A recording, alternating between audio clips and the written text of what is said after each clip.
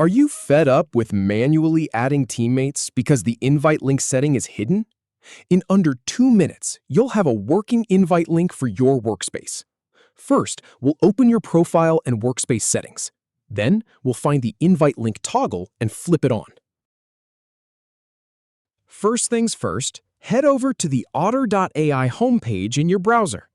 Then, click on your profile icon in the top left corner to open the account menu. Now, from the left side panel, go ahead and select Manage Workspace. Once that's done, click on Settings to get to the configuration page.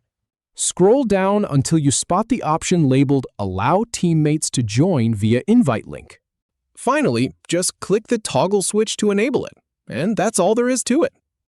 If you have any feedback or if any info is inaccurate, please leave a comment below.